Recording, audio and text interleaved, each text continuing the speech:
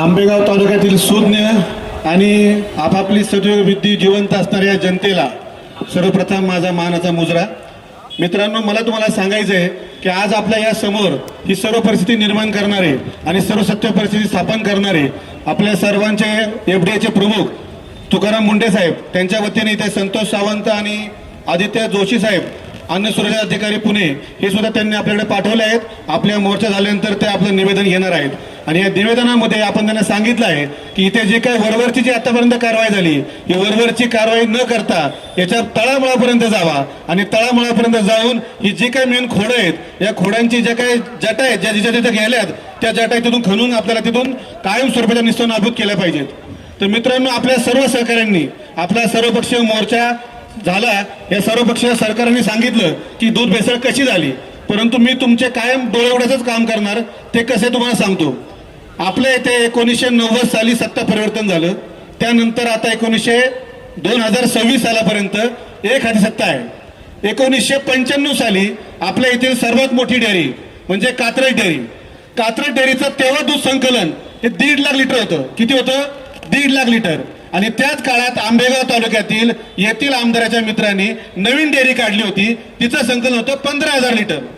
त्यानंतर कात्रज डेअरी 2025 ला तिचं संकलन आहे 2 लाख लिटर आणि इथल्या त्या तथागतित मित्राचं संकलन आहे 10 लाख लिटर। त्यानंतर यांनी तामिळनाडूत काढा, इकडं काढा, तिकडं काढा, 3 डेअऱ्या काढल्या। अरे पैसे आले कुठून? 16 वर्ष मंत्रिपद भोगलंय आणि या भोगलेल्या मंत्रिपदातून जो काही वाईट प्रकारचा जो काही मालमत्ता हस्तगत केली, त्याचा उपयोग करून इथे ह्या डेअऱ्या स्थापन झाल्या। बरं, या डेअऱ्या स्थापन होऊन काय केलं? जेव्हा मी लहान होतो तेव्हा आमच्या घरात पुण्यात मी राहिला असताना सुद्धा फक्त कात्रज डेअरीचं नाव असायचं। आज कात्रज डेअरीचं नाव नामशेष करून या बाकी सारीच्या भंगारसुंगार डेअऱ्या या मोठं करण्याचं काम इथं कुणी केलं असेल तर या तालुक्यातील या इथील जे कोणी नेते असतील। म्हणतो मित्रांनो, तुम्ही म्हणाल नाव का घेत नाही? काय माहिती का, त्यांच्या डेअऱ्यांच्या टर्नओव्हर 3,000 कोटी, माझ्या कंपनी टर्नओव्हर तेवढे मोठे पैसे ते मी नाव घेतलं ते आबरू दावा दाखल करतील आणि आम्हाला आर्थिक अडचणी आवडतील। म्हणून आम्ही सुद्धा काय करतोय, आम्ही सुद्धा बिन नाव न घेता परंतु तुमच्या डोळे उघडणार, हेच सांगणार। कसं सांगणार तर 95 साली जी कात्रज डेअरी 1.5 लाख लिटर संकलन करत होती, ती आज जवळपास 25 लाख लिटर संकलन करायला पाहिजे होती। त्या डेअरीला जाणून बुजून पाठीमागं ठेवलं आपल्या मित्राच्या खासगी डेअरीला। जी डेअरीला सरकारी पाठिंबा होता अशी डेअरी पाठीमागे राहिली आणि जी डेअरी खासगी पायदुभं राहिली ती डेअरी आज सगळ्यात मोठी डेअरी कशी होते? हे कुठनं आणतात पैसे आणि हे दूध आणतात कुठनं? अरे आंबेगाव तालुक्यात जर दूध मोजमाप केलं तर 1-1.5 लाखाच्या वर दूध संकलन होत नाही। आंबेगाव तालुक्यात जवळपास 6 डेअऱ्या मोठ्या आहेत। या प्रत्येक डेअरीची संख्या 60,000 ते 2 लाखापर्यंत आणि मोठी डेअरी 10 लाखापर्यंत। म्हणजे दूध काय आपल्या घरात पिकतं का? मित्रांनो, जेव्हा एखादा मुलगा जन्म घेतो तो 6 महिन्याचा होतो तेव्हा त्याच्या आई तिच्या दुधानंतर त्याला काय पाजते तर ते बाहेरचं दूध पाजते आणि त्याच्या आतड्याला पहिली पचन क्षमता टेस्टिंग होते ते बाहेरच्या दुधामध्ये आणि या दुधामध्ये ते केमिकल टाकतात, त्याच्या आतड्याची क्षमता कॅन्सरमध्ये रूपांतरित होते। तर या अशा हरामखोरांना आणि अशा मादरचोद लोकांना तुम्ही बरंच ऐका, हे शिवाय द्यायला मी घाबरत नाही कारण की मी कुणाचा मिंदा नाही। अशा हरामी लोकांना त्यांच्या या करणीची फळं त्यांना दिवाळी दिल्लीची आहेत। एकाचाही संसार हा सुखाचा नाही, पाहिजे असेल तर चेक करा, कुणी चेक करा, कुणाला होत नाही, ज्याचं झालंय त्याचं पुढचं होत नाही, ज्याचं झालंय त्याला सोडून दिलंय आणि ज्याचं आहे ते येणं झालंय। हे अशी परिस्थिती आहे आणि आताची कंडिशन आहे। तुम्हाला पाहिजे असेल तर प्रत्येकाच्या घरातली कंडिशन चेक करा। आणि मी कधी पण बोलताना पूर्ण पुरानुशी बोलतो, अपूर्ण बोलतच नाही कारण की आमचा पिंडच नाही तो। आमच्या साहेबांनी सांगितलं बाळासाहेब ठाकरे शिवसेना आहे आमची आणि एकनाथ शिंदेनी सांगितलंय पहिलं आपलं काम फक्त जनतेच्या मागच थांबण्याचं आहे। मग ती जनता आपल्या बरोबरची असू आपल्या विरोधातली असू, पहिलं काम आहे जनतेबरोबर थांबण्याचं। आणि अशा ज्या हरामखोरांनी दूध भेसळ केली आमच्या ज्या मायमुलांना, ज्या लहान मुलांना, आज आंबेगाव तालुक्यामध्ये काल माहिती घेतली तर 16 लहान मुलांना कॅन्सर आहे। किती? 16 लहान मुलांना। आंबेगाव तालुक्यातील अवसरी, पिंपळगाव इकडची जवळपास 17 ते 18 हेक्टर जमीन ही नापीक झाली आहे। कुणामुळे झाली, कशी झाली? आता हे सगळं काढलंय, तुम्हाला सगळं माहिती आहे, परंतु आपण घाबरतोय। अरे घाबरता कशाला? जन्म दिलेल्या बापाला आपण घाबरत नाही आणि मग तुम्ही घाबरता कुणाला? हे अशा हरामखोरांना घाबरता जे काल परवापर्यंत स्कूटरवर फिरत होते, आज 3-3 हजार कोटी टर्नओव्हर करतात। कशावर करतात? कुठनं आले पैसे?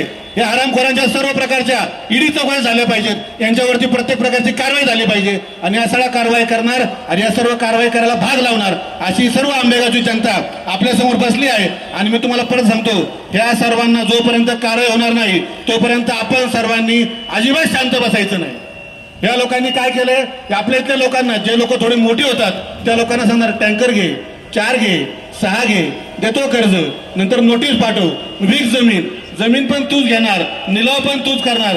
अरे जे सिंडिकेट आहे, आता त्यांनी सांगितलं जसं पुष्पामधलं सिंडिकेट आहे, तो पुष्पा तरी गरिबाची मदत करत होतो, पण हा हरामी काहीच करत नाही, याच्याकडून कुणाला चारही सुटत नाही.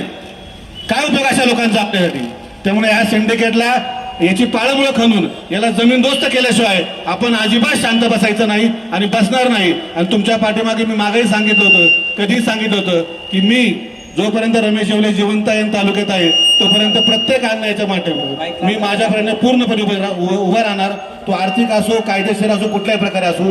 त्यामुळे तुम्ही कुठल्याही प्रकारची काळजी करू नका. आपल्या माय माऊलींना विनंती करतो की आपल्या जवळच्या माणसा ज्याच्याकडे गाई असेल, म्हैस असेल, त्याच्याकडनं दूध घेऊन आपल्या लहान मुलांना पाजा, जोपर्यंत या सर्व प्रकारचा मुळापासून नायनाट होत आहे तोपर्यंत. आणि सर्वांनी अशाच प्रकारे इथं उपस्थित राहिले त्याबद्दल मी सर्वांचं खूप खूप स्वागत करतो. जय हिंद, जय महाराष्ट्र.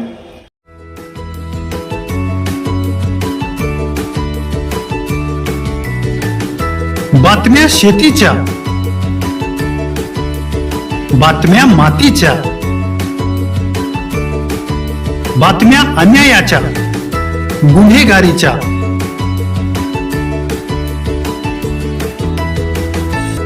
राजकारणाच्या आणि समाजकारणाच्या,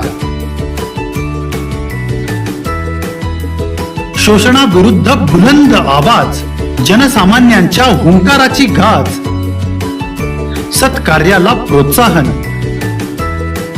दुष्कृत्याला अनुशासन, निर्भीड, निस्पृह, सडेतोड, बेधडक आणि रोखटोक म्हणजेच विघ्नहर टाइम्स. शोध बातमीचा, ध्यास सत्याचा.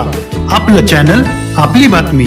सबस्क्राईब तर कराच, पण बेल आयकॉनवर क्लिक करायलाही विसरू नका.